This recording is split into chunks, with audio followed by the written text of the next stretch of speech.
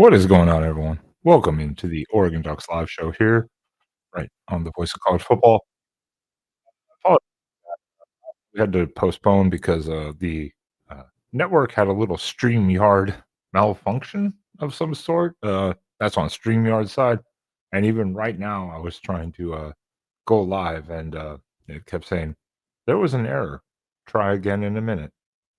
Well, 6 tries later, here we are. Here we are. So at least I got resolved, and I see the positive commentary in here. Negative. Negative. That is not the case. But anyway, so here we are on a Thursday night. Again, last night, apologized. Big network issue. So, but we're back on track. So, how is everyone in the chat doing tonight? Or even later watching this? Again, it's an off night. I had to postpone from last night. So, let us know in the comments section below later on if you're not watching live. And there's some good news for Oregon. First and foremost, I should say, I don't know where Spaz is. I text him, not heard from him. So, I don't know. Hopefully he's okay. I'll check later or tomorrow. Who knows? So you get to see my beautiful face tonight, and that's it right now. So, before we get into this, first and foremost, please do hit the like and subscribe button and the notifications. As during the off season, especially if we're trying to have guests on, might be on a random night. So you never know what's going to happen. So that's how you can stay the most informed to make sure you tune into the shows when they pop up. So for anyone following Oregon football, specifically more than just the casual, Oregon's recruiting cycle this season for 2026 started off pretty hot. Like, it was in a good place. It was arguably either 1 to like 4, like in national ranking by most sites. Then it took a massive hit. No recruits, a few decommitments, and kind of just plummeted. I think it hit number 21, in the rankings. And yeah, it was pretty brutal. It was pretty brutal. So it had not been a great recruiting cycle for Oregon, much like my recruiting of a co-host. Look at this dipshit. Like, I text you and I'm out there having a cigarette and I'm like, haven't heard. Okay, maybe his wife finally got rid of him. Like, no more dinner time during live streams. I'm done with No, you. I totally forgot I was eating when you. I totally forgot we were doing a show tonight. There we go. That's better. It's hard to adjust this for the right view when you don't have a second person like live stream. When you what? When you don't have a second person live stream with all the new options with StreamYard, it's hard to find the right view. But, I know they're messing shit up. So apparently, I see Mark got the issue fixed. Apparently yes. Yeah, I was going over that earlier here because yesterday, I don't know when it happened, but apparently it was early morning that Mark realized he had been logged out of the StreamYard, and then they had to email. There's no like, hi, this is StreamYard. You can't call them. So they were like, well, apparently they gave him like a limited amount of access. So earlier in the day, people who had shows earlier in the day got the access code, but everyone else later was just kind of like SOL at that point until they fixed the overall problem. It seems to be fixed now, so we're good. We're good. We're good. That's weird. Yeah, I don't know, because I was like, I'm still logged in. I thought it was StreamYard in general, but I'm still logged in my personal account. Anyways, so Spaz, yeah, we're just doing what we were going to do last night, and I was literally just finishing up there, as you heard in the background, how Oregon kind of plummeted from like the number 2 to 4 class to like number 21 after a few decommits and no commitments for the last like couple months, and kind of been a oh shit, what's going on type of thing. Yeah. Somebody's trying to sabotage our Oregon. Maybe. I mean, recruiting is such a, we know recruiting is such a, there's so many components to it that it's not just one thing or another. You know, there's multiple reasons and potential causes for such a downfall or a lack of activity. So it's also early in the cycle. So I mean, it's just it is. it's just mid-May. You know, I mean, the signing day is not till December.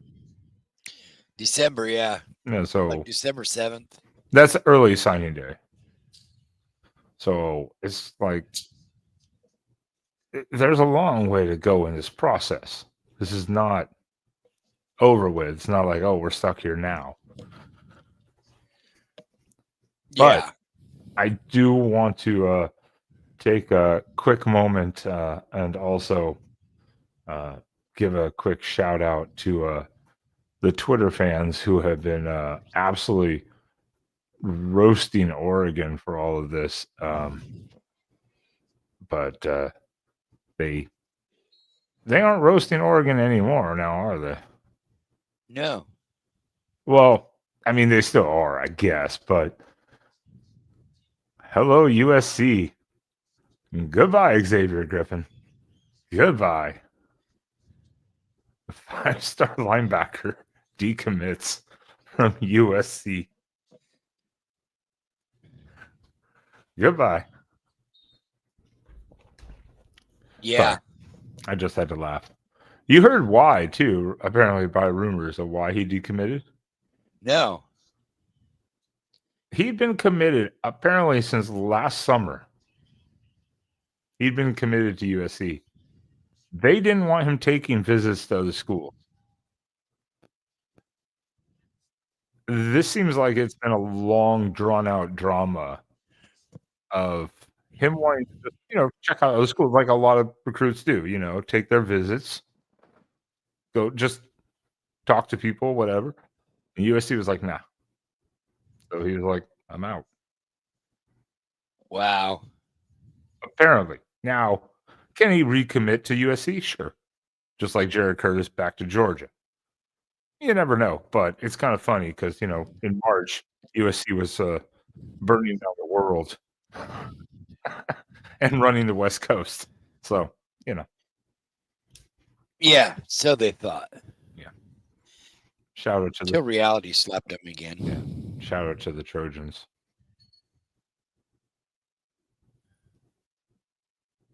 That's my only comment. How many decommits do they have? Just 3 right now? As of right now, it was only 3. But this is my thing with the USC when they say this, is that they're like, oh, we're the number 1 class. Well, 2 of their decommits, as you see nationally, 1 from Eugene, Oregon. That was shocking. That was actually surprising. Nationally ranked, none. Nationally ranked, no applicable. Yeah, great. You have 20 some players committed. Everyone else has like 12. You just have a bunch of people. But none of them are nationally recruited. Yeah, and they have some good guys. They have some good players. That's not to downplay that, but that's what's bolstering their ranking position. And that's not to say that there aren't diamonds in the rough in those 3 stars. Marcus Mariota. That I was about to cough me like, oh, Marcus, Justin Herbert. There are diamonds in the rough there with these lower ranked guys that come in, work hard, and develop, or are just overlooked. So, but screw USC. Same time. I've been taking so much shit online from them. I have to do it. Yeah. About time.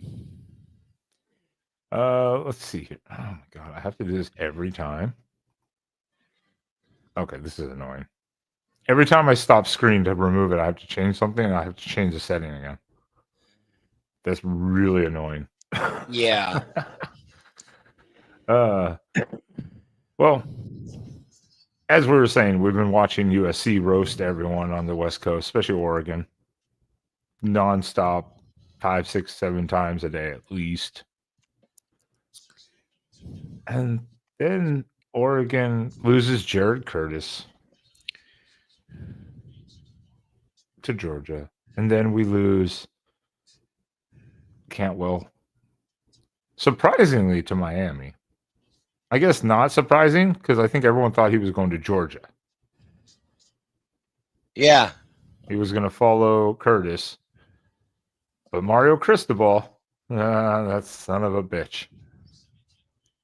Him and Mirabal pulled out some magic. We had $2.5 million magic. That was a huge discussion with the recruitment was, obviously the money, the NIL made a difference. But then again, too, with Cristobal and Mirabal, all you have to tell that guy is Panay Sewell.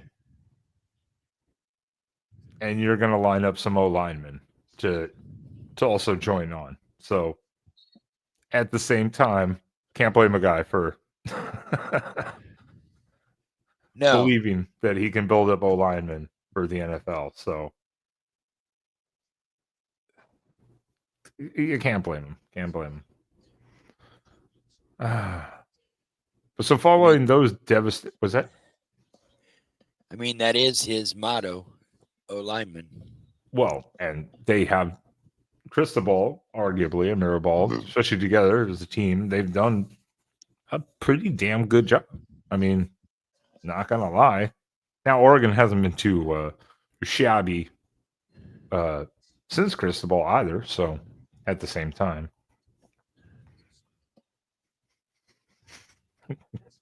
of course, I wonder if he heard our whole USC shit talk session. Any more decommits there? No. If we could get Trojan Fight on one show, just one show, just to have pure just shit talking, it would be great. It would be great. See, you would have to say something. And then I had to get my vape. That made me self-conscious. Yeah. But yeah, so after losing, Curtis and Cantwell, all Dan Lanning and Tosh Lupoy and the whole staff in general, I mean, just keep little by little working their magic here, though. I mean, and by no means is it a little bit of magic. Has everyone seen the video? Which I'm not going to comment on. I've heard so many different opinions of that video, but the 4 or 5 star, depending on how you look at it. I don't know why you have 247 and the composite. I think he's a 5 star, but because he reclassified, he's a 4-star. Yeah, I have no clue. He was 2027, but he reclassified for 2026, so it said it dropped into a 4-star. This is what they do to Oregon all the time. He can literally be a straight up number 1 5-star. He'll commit to Oregon, they'll drop him to a 4. That's what happens to like every single player. But yet, like a 3-star will commit to Alabama. They'll be like, "Oh, he's a 5-star now." Yeah. So, anyways, he's a extremely talented person who had quite a few offers from California. California, by the way, USC, who is supposed to lock down, the California. All the West Coast, yeah.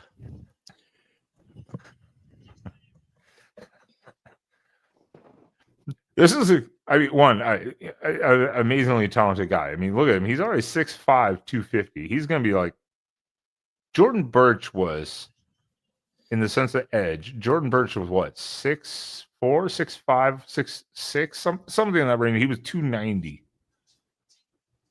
I think he was Jordan Birch. This kid is only 250. He's going to bulk at least to 270. And he's fast. So Oregon landing a huge recruit, though, immediately helps. And Trojan fight, yes. All right. Let's break it down here. The recruiting video, I was kind of like, this is a little weird. That was Richard Wesley's idea. No way did any Oregon promotional staff go, this is what we think you should do.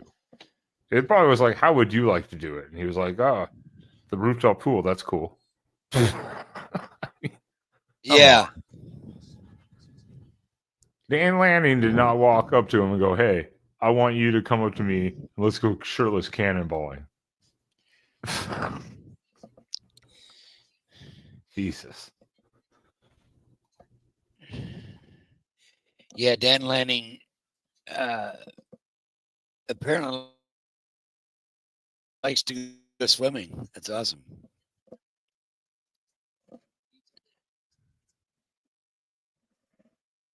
Are we going swimming? No. I was muted there. I said at least he could wade water like a duck. So good job, Dan. Yeah.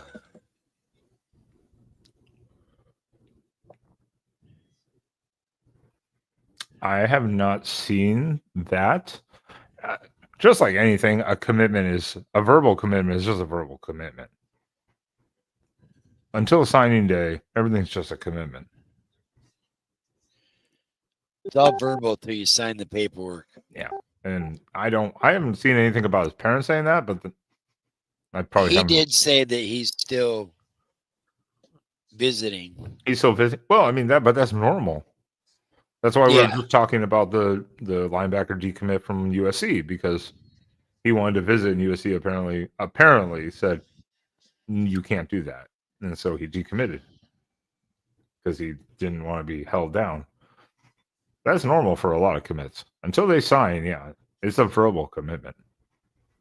So, and a player does what he does best for himself. Yes, that was a huge argument I heard earlier. Not argument, but a discussion point was the policies of Chad Bowden potentially, as well as the whole staff, just in agreement, like going, okay, this is now the policy. What do you think about that, Spaz? Like, if we talk about this, so when a recruit commits, a commitment is just a commitment. We know that it's a verbal commitment. Most recruits go on visits after that. They can then flip the day of or remain and stay there. How do you think about that with the policy of a school going, hey, because again, his name was Xavier Griffin. Again, I believe it had been committed since last July or sometime during last summer. What is that then when the school tells you, hey, you cannot even talk to other schools or see them, go visit them? I get the policy, like you committed to us, you want to play for USC, you wanted to be part of our team, but it's kind of like, dude, at the same time. I understand both sides. Yeah, but I mean, really, until you sign, there's no real verbiage. It's just talk.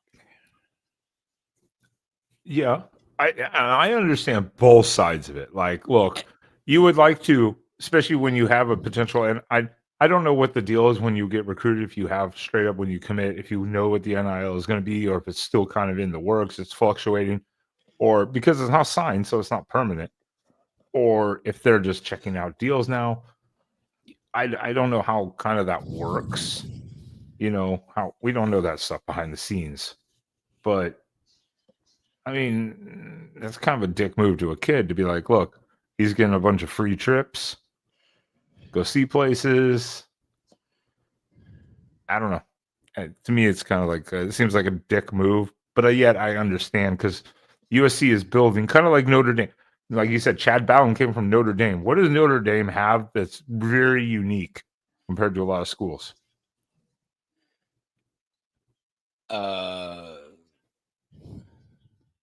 Rudy?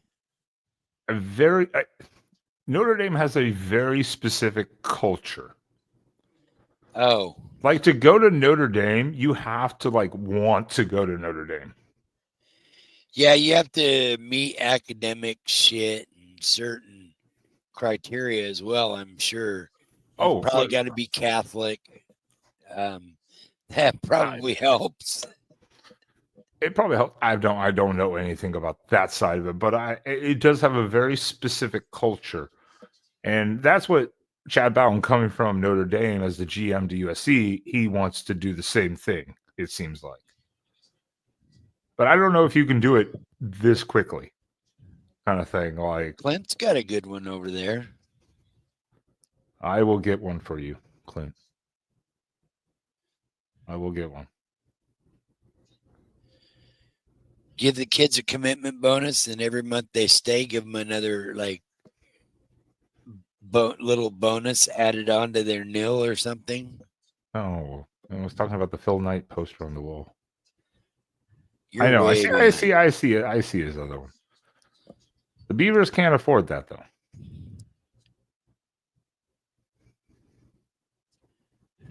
I don't know. Everything's going to change again in like 2-3 years from right now. Let's put it this way. We already don't know what happens behind the scenes entirely with recruiting at all. And even when something like this happens with that decommitment, you don't know all the backstory.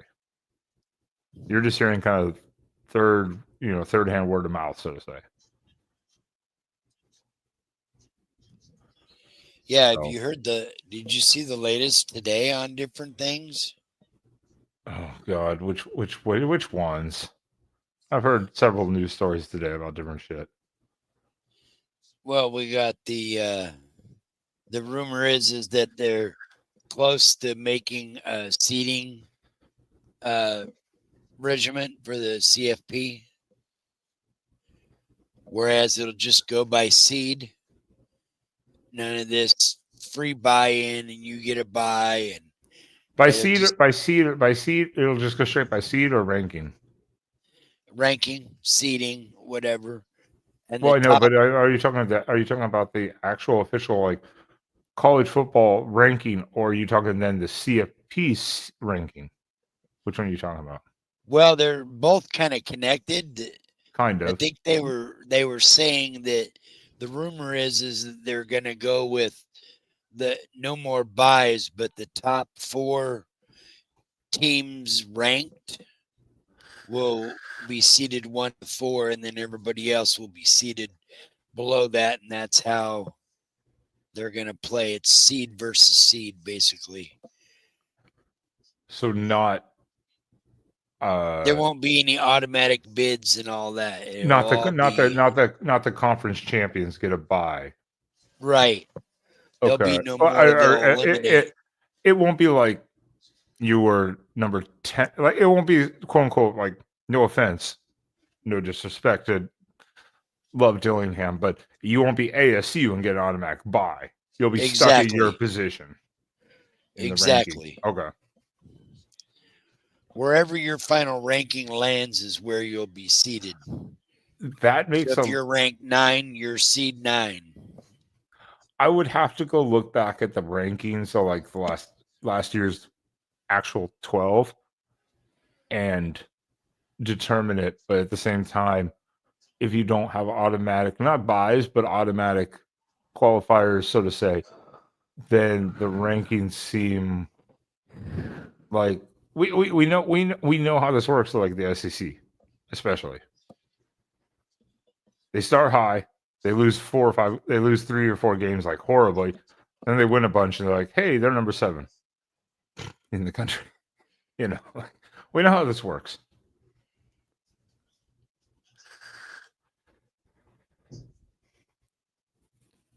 There's also the expansion to 16 they're talking about now. Yeah, Bring that'll up. be in a couple of. That'll Show be in me. a couple of months. Let's just have 100 and whatever it is, 34, 5, 6, 8 team playoff elimination all season long, like a Royal Rumble. Yeah. Let's just do it. Let's just do it. You lose, you out the rest of the season. You done. Go home. Wait till next year. Yeah, that'd be wild. It actually might be pretty fun to watch, though. I think it should be. I just think 8 is plenty. I don't think you need more than 8. I heard that argument today also, that they should have just started at 8, then maybe gone to 12. You know, like a natural progression, but they jumped right to 12. And now we're stuck immediately just expanding because the Munster conferences are bitching and complaining. Yeah, dumb. Well, mostly the SEC, especially because they didn't get Alabama and all of them. And what's up, Travel Fools?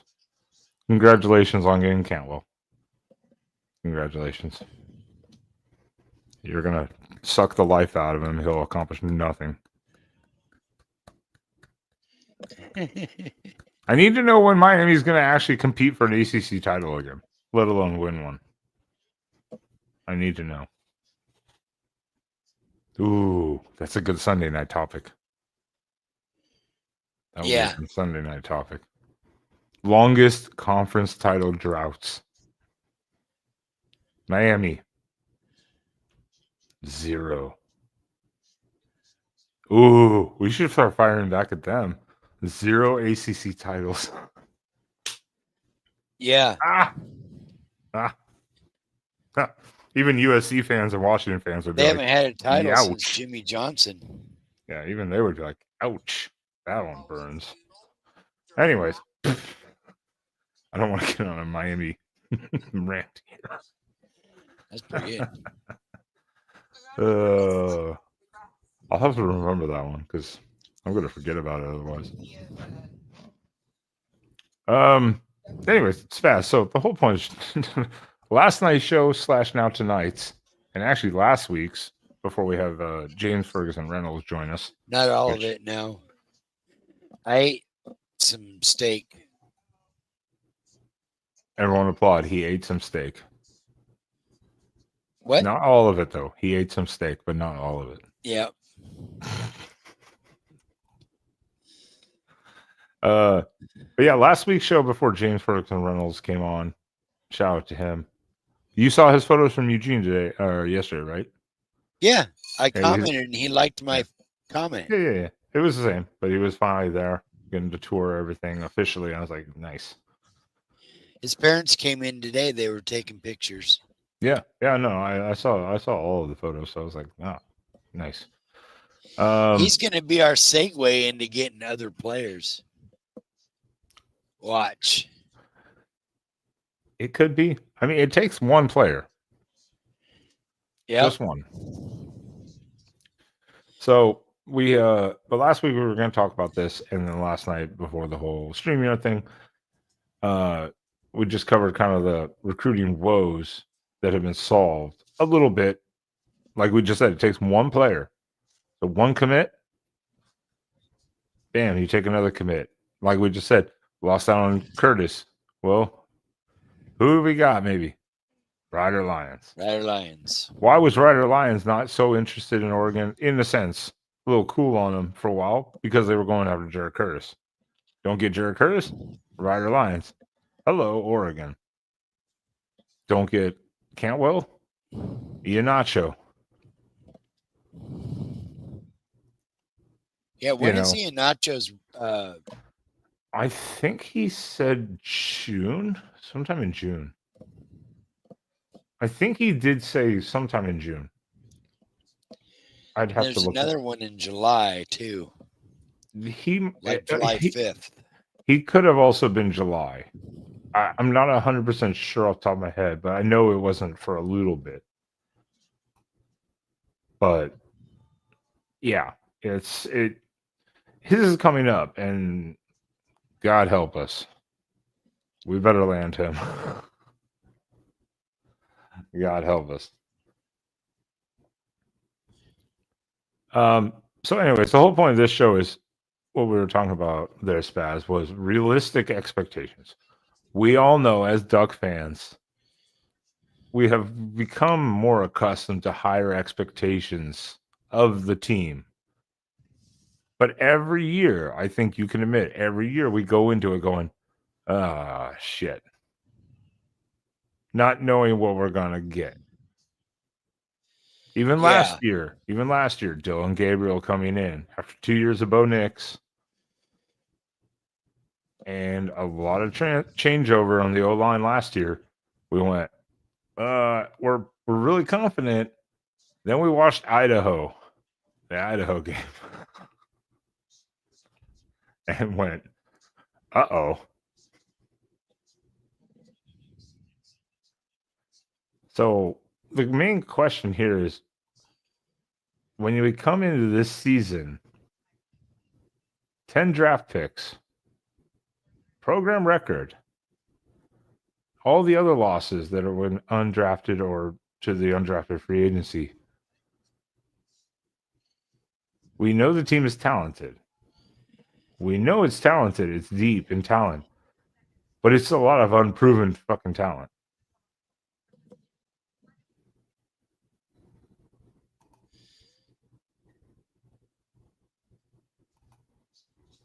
what?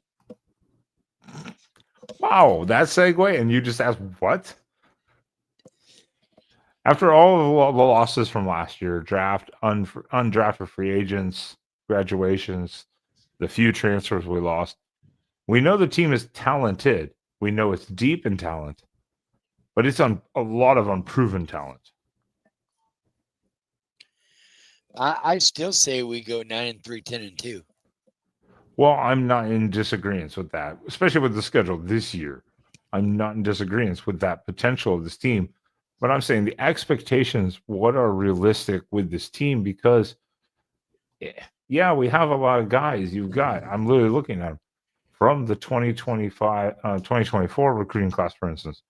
So the redshirt freshmen, some of them a little bit saw the field, some of them didn't. Obviously, you've got rushing, you've got Breland, you've got oh my god, Obadigu, you've got McClellan. Some of these guys are gone. Shaq McCoy is gone. You've got Flowers, you've got Fields. You have all of these guys that are there and have been developing. But this is finally the year. This is officially, I would say, Dan Lanning's team. Like officially. Outside of what? Jaleel Florence? Yeah, that's about the only one. And maybe Bedford? Was Bedford there or was he a transfer several years back? Bedford was a transfer. Okay. But under Lanning, right? Yeah. Okay. So literally, I literally think it's just Jaleel Florence that's left. And that's because of the injury last year that he's been working his way through.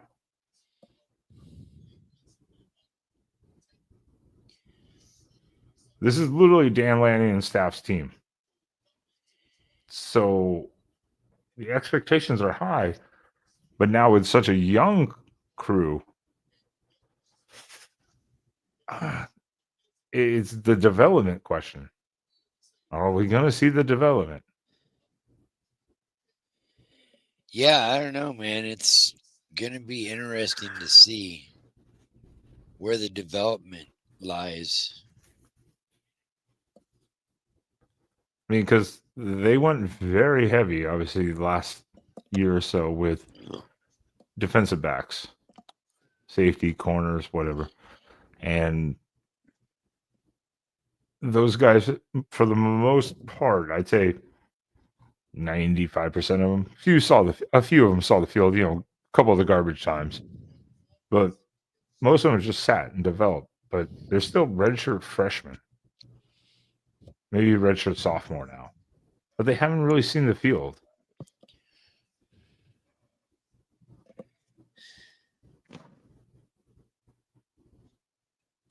Spaz is thinking hard. He's thinking hard. He's like, yikes. My brain's just today. You just had Rose Bowl flashbacks. That was what happened. Yeah. I don't know, man. I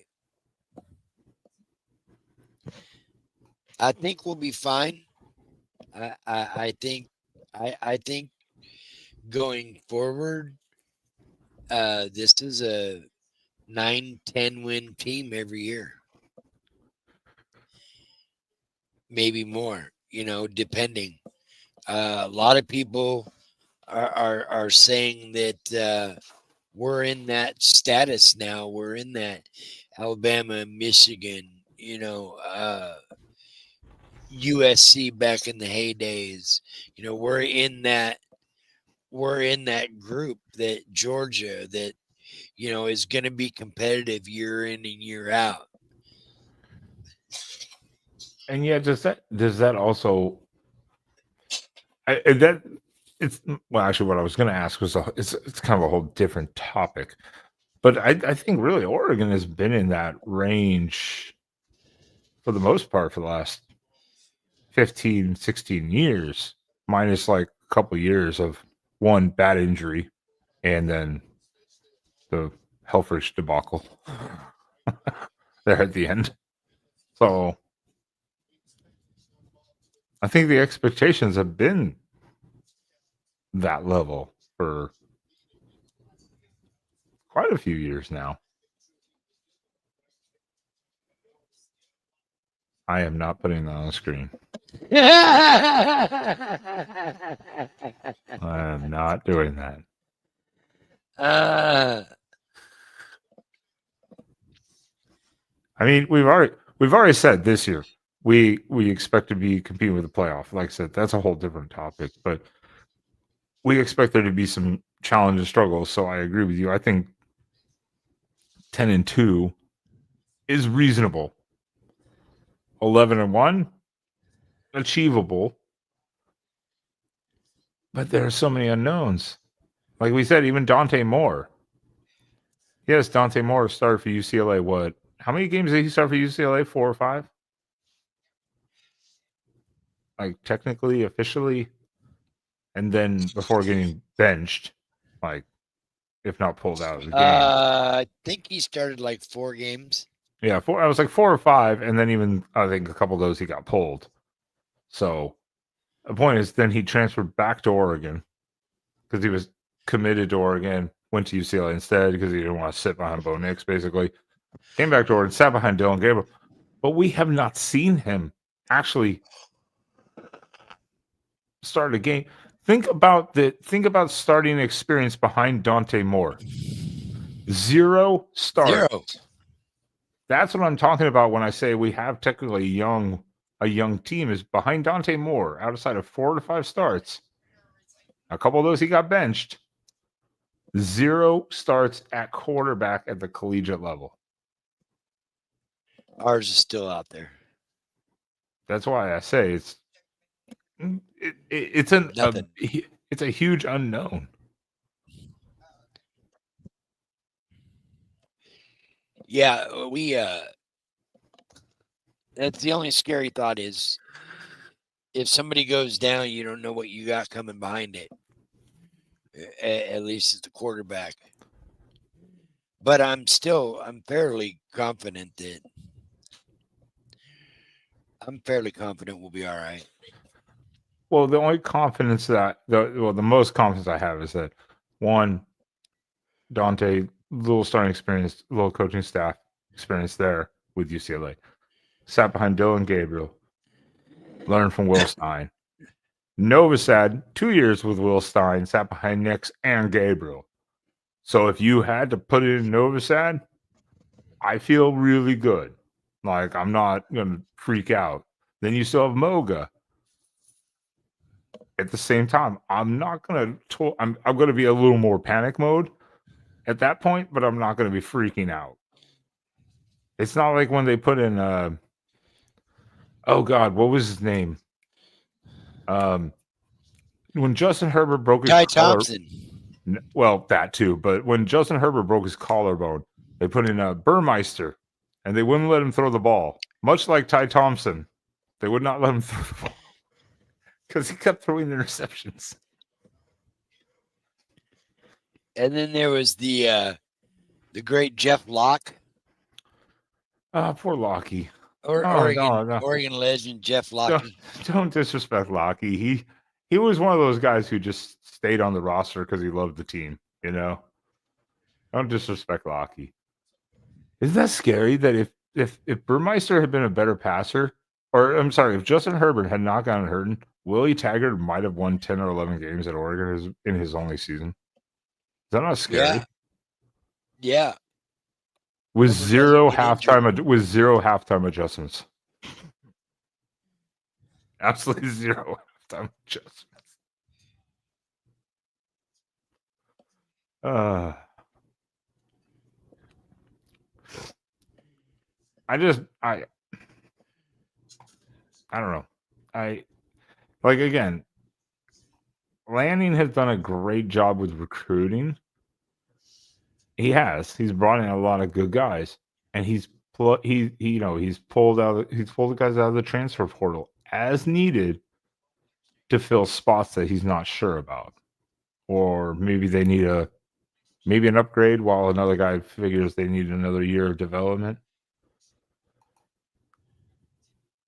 So, and for the most part, I mean, I'm not going to complain. He's pretty much hit on what, at least 80 to 85% of transfers, I would say. Yeah. Something like that. We've done all right in that realm. I think so. There have been obviously a couple misses, but you're not going to hit 100%. Oh, look. Yeah, there he is. Hunter. There's James Ferguson. Emmanuel Pregnon, I'll be interested to see. Obviously, he's well experienced. Yeah. He has quite a bit of experience. Jesus, Spaz. Jesus.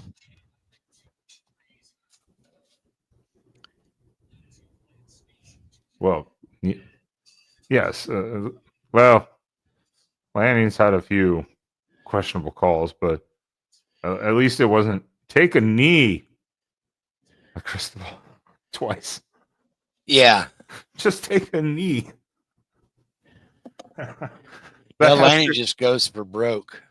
Yeah, which I can respect. At least I will respect being aggressive and going for it. But when you have the game locked up and you just literally have to take a knee and you lose 2 games like that by not doing it, that's when you reach like Hall of Fame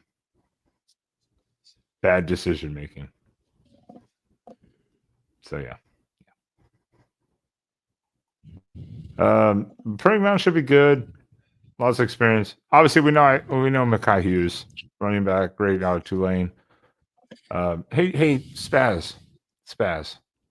What? Did you hear Mekhi Hughes is the older brother of Offord? Yeah. You heard that? Yep. Holy shit. Everyone, make this a trend. I'm going to clip this for a short. Everyone needs to know Mekhi Hughes is the older brother of defensive back commit Naheem Offord. Everyone needs to know it. Spencer at Locked On Ducks, you need to hear it a million times because you don't know. That will drive him absolutely mad. Yeah. That information. God. Malik Benson, I don't know. I'm not sold after the spring game. Not sold on that guy. 2 schools, well, third now, third with Oregon, Alabama, Florida State, which by all means, Alabama, he probably couldn't break the depth chart too much. Florida State, no one was catching any balls at Florida State. Dumpster fire. Yeah, and he was the leading receiver with like 400 plus yards. No one was. No one was getting reception yards at Florida State last year. So I think he just needs some time. He hasn't found a rhythm, I think that's his thing. So who knows? Maybe this year he'll kick it into gear. We'll see. The spring game is not going to take too much away from it. Honestly, that huge drop ball. Guy can't catch a pass to shit. I like we talked about. I think maybe it's a confidence level. Maybe. You know, we'll see. We'll see what he does. So. No, that's fair. That's fair. Dependent. This is about our realistic expectation too. If we're not in the, I don't think we'll be in the Big Ten title game this year. Honestly, I really don't. But I think we'd be in the top 4, like the kind of final 4 for the game. I think that's a reasonable expectation, especially with the Lots schedule. going to depend on that game in Happy Valley in September. Well, it's not that. It's does Penn State drop a dumb one? Does Ohio State drop a dumb one? That kind of thing. Ohio State has to go play at Michigan. Well, but what I'm saying is the expectation reasonably would be this year to be in the final like 4 to be competing in the Big Ten title game again. That's all I mean. Like you were the third team, so you were the first out of the Big Ten title game. Like that's a reasonable expectation. Yeah. Yes, it is. I said this was true last year, and some people disregarded it. And then the Rose Bowl happened. Yeah. Yeah. Don't know about that. Oh, I thought you were going to be like, Rose Bowl? What's the Rose Bowl? I was going to agree with you. What is the Rose Bowl? I've never heard of that game before. Me neither. Jaden Kennedy, this is just a depth piece. With all due respect to Jaden Kennedy, he's literally just a depth piece. He'll be on the field, but he's a depth piece. Jamari Johnson, I want to see what he's going to do. The tight end out of Louisville. Good recruit. Yeah, he did good in the spring game. Yeah, good recruit initially, and one of the better tight end transfers. So I'm expecting a bunch from him, a lot because our other tight ends outside of Sadiq have been injured. And Vanderploeg, being a true freshman, probably not going to have a huge role this season, outside of maybe a couple jumbo packages. But if they don't need him, he'll redshirt. So that's fine. Oh, the man as big as the world. Literally. How big is this dude? Isn't he like 6'8"? He's up there. He's like 6'8", like 340 pounds or something. Like he's a massive human being.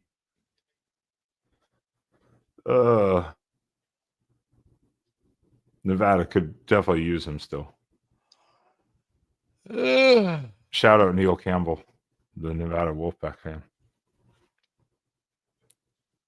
I'm interested.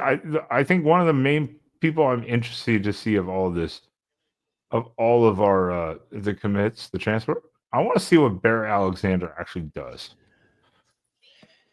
Yeah, I think Bear's going to be a big hit this year. I mean, well, this is his third school too. He was Georgia, USC. Basically sat out half of last year, alleging that basically he was lied to about playing time. Comes to Oregon, and everything I've heard so far, report-wise, he's 100% in, and all of the negative talk about him or whatever his attitude were, No one's seen any of that. Like, he is a team leader and learning, and that's what his goal is, and how he's working. And I'm like, wait, is Oregon about to develop someone that two other teams couldn't? What? Yeah, right. Don't tell USC fans. Yeah. Jesus, Spaz. You are a disgusting animal tonight. Yeah. That's fair. That's fair too, Trojan Fight. There's a lot behind the stories thing. Also, I heard, yeah. way to be positive there, David. Thank you. Yeah, I heard it was also about playing. There's a bunch of stories. That's why I was like, I don't think anyone will ever hear the true accountability about any of the stories. Everything so far that I've heard has been extremely positive. So I'm going to take what I've heard from our end of it, and maybe it was like a fresh start that you needed, kind of like a Bo Nix. Get out of a different situation and find where you fit the best. I don't know. But everything I've heard has been extremely positive. So hopefully it works out. If it doesn't, then he was always a bust. I mean, I'll say it outright. If you, Yeah. so hopefully he does. Hopefully he does. Spaz, maybe a final little question here. Should we? It's not gonna pull up here when I change it. Should we go after Xavier Griffin, the 5-star linebacker decommit? It's interesting. I mean, why not? I don't think he wants he hasn't even said anything about Oregon. What I heard is he has visits to Alabama, Georgia, Florida State, and someone else, I think. Or is looking at those teams anyways. So nothing about Oregon. So they might reach out to him, but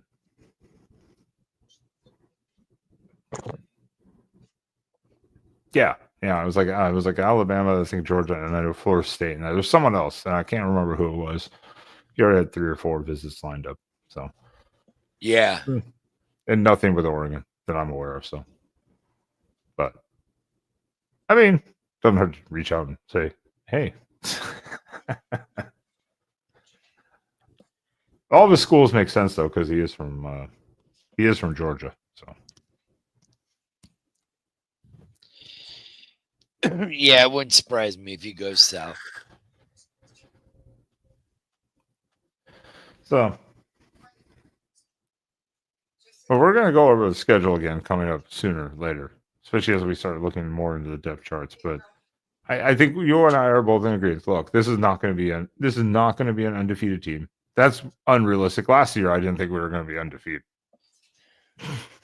in the regular season. Could you imagine if we did go? Fuck. I don't know if I can. Is it going to be as dramatic as last year? Probably I don't know more. if I can. I don't know if I can handle another season like that.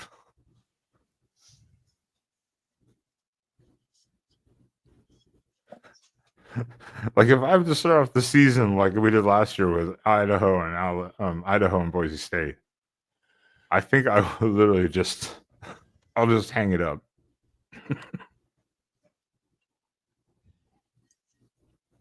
As long as we don't get another Rose Bowl performance, I'll be happy. Hey, the greatest coaches in college football have all had some of their worst moments, though. Even some of the best coaches have had awful, awful moments in games like that. It happens. So we weren't thinking that day, obviously. I was more looking at how to jump out my window. But Oh.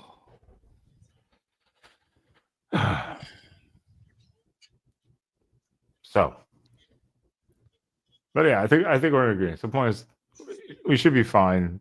I think the expectation is be in the Big Ten title hunt, but definitely be at least, I think, strongly in the playoff race.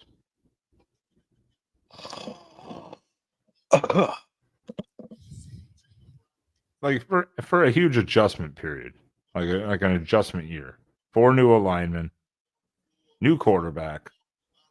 You just lost, a couple of your good receivers. You lost all of your secondary. I think that would be a successful season to be in the playoff race, get in the playoffs, be in the Big Ten title hunt. That'd be a successful season and show the development of the recruiting classes that Dan has had.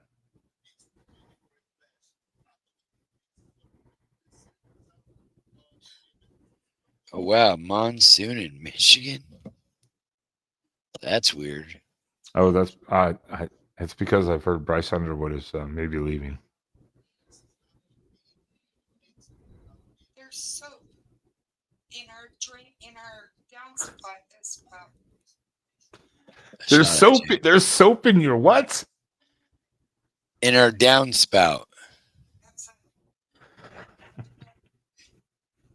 Yeah, I don't know how that happened.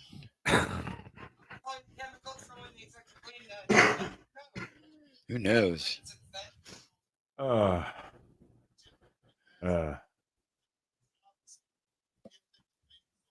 don't know Trojan Fight. I've just seen a bunch of information, quote unquote, sources.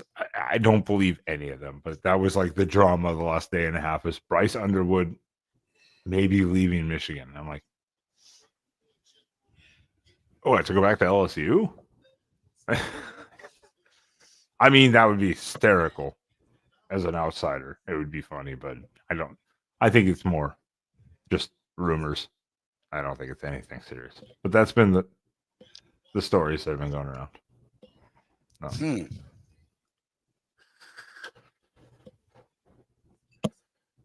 I don't think it's true, though. I don't think so. I doubt it.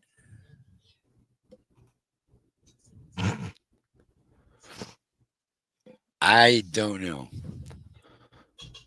I don't think he's talking about what she was talking about. He was talking about my soap. No, he was delayed, so I think he's asking something else. Behave, David. Behave.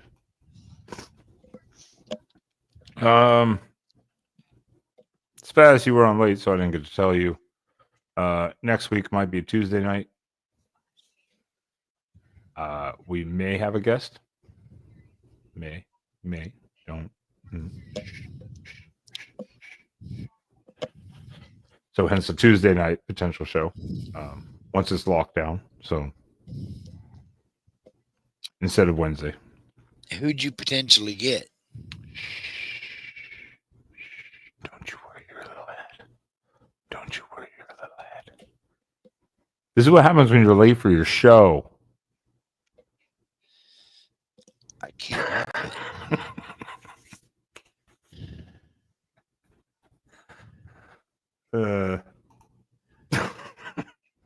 Oh God! Get in the bunker. I don't think. Get in the bathtub. Michigan. Cover up. Yeah, get in the door frame. Wait, isn't that mostly for earthquakes? I guess it's for tornadoes and hurricanes too. Door frames. Is that still a thing? Bathtub. Oh, bathtub's the best. Yeah.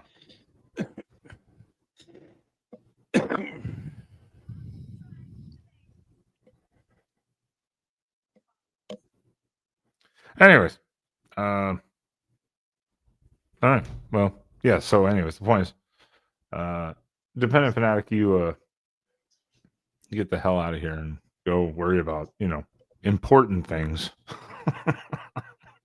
not us sitting over here. I would be. But then again, I guess the any live stream can take your mind off other things. So at the same time, I understand. Spaz, final thoughts then on the season upcoming and what you want to see. Competition. I want to see us, obviously be there and be part of the mix. I'd like to get a,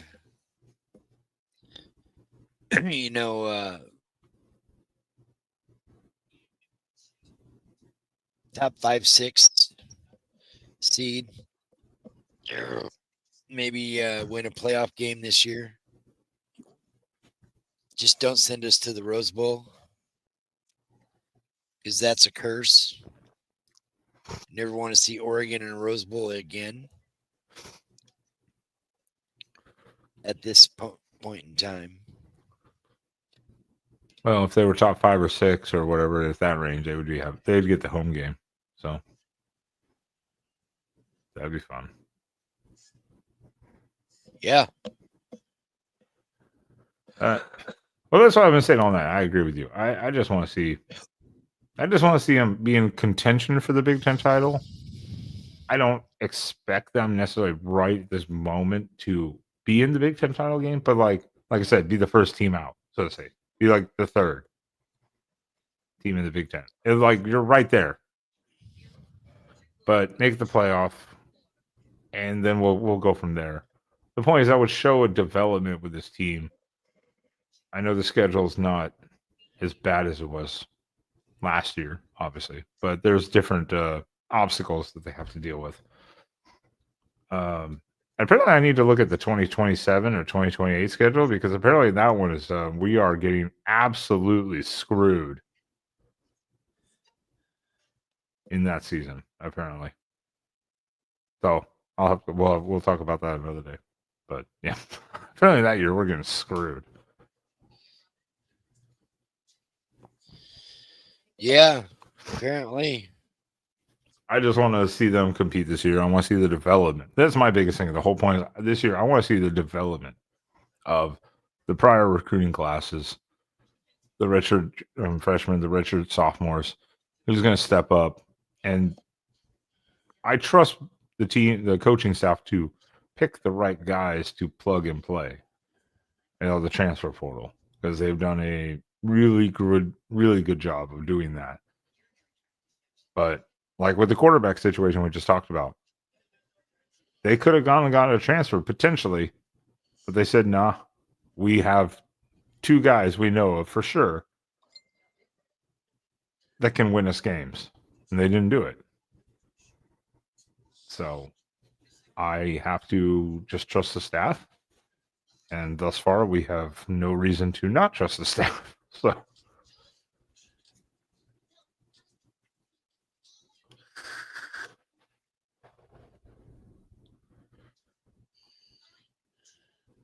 yeah. All right, Trojan. Go back to Twitter.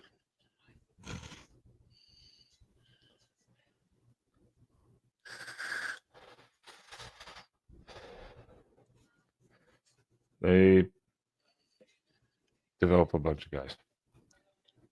And David is. Yeah. David has us in the. David has the Ducks in the conference championship. Because they don't play Ohio State. They don't, but they play at Penn State. At Penn State week 4. So, I guess it's week. Yeah, it's week 4. I always forget about Northwestern in there. So yeah, it's week 4. That was the toughie, but all right. Well, let's get the hell out of here as fast. Yeah, sounds good. Sebas, where can people find you if they want to? They can find me right down there at Sean_Spazdrag on Twitter, Rocky Classic on Instagram and TikTok, and You find me on Facebook. Just find me out trolling around. That's what I do. That is what he does, and he has too many midday Twitter streams or spaces. Sorry. Yep. And I'm just Ben of Exploring Ben Sam right here on YouTube. You can find me right here every week almost with Spaz here, as well as on the every other week right now in the off season, Sunday After Dark, or College Football After Dark show rather, on the main channel. So, yeah, everyone, we appreciate you coming in on this night. And again, next week should be a Tuesday show instead, if we lock down the guest. But that's why it's important. Subscribe, hit that like button, and hit the notification. That way you don't miss when we go live. And as always, we appreciate you guys being here. We'll see you guys next week. Yeah. Oh, yeah. Quack. Quack.